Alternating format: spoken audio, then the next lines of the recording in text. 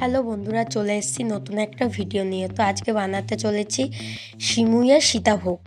নিয়েছি এক প্যাকেট সিমুই, কাজু বাদাম, কিশমিশ, গরম মশলা, নুন, 1 চামচ ঘি, 1/2 চামচ চিনি।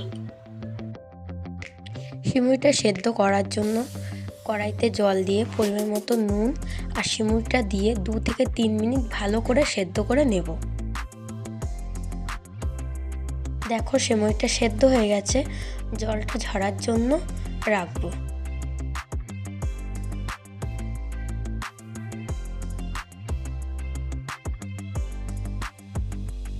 কড়াইতে ঘি দিয়ে কাজু আর কিশমিশটাকে ভালো করে ভেজে তুলে নেব।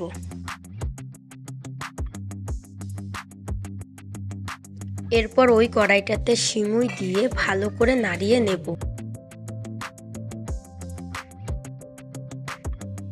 এরপর লবঙ্গ আর এলাচ দিয়ে ভালো করে নাড়িয়ে চাড়িয়ে নেব। এবার চিনি দিয়ে আবারও ভালো করে একটু নাড়িয়ে নেব। চিনিটা গলে আসলে এখন ভেজে রাখা কাজু আর কিশমিশটা দিয়ে ভালো করে নাড়িয়ে নেব। তো দেখো এটা হয়ে এসছে, এখন তুলে নেব। দেখো এটা আমার রেডি হয়ে গেছে। তো কেমন হয়েছে কমেন্টে জানিও, আর আমার পাশে থেকেও আমাকে সাপোর্ট করো যাতে আরও ভালো ভালো রান্নার ভিডিও নিয়ে আসতে পারি।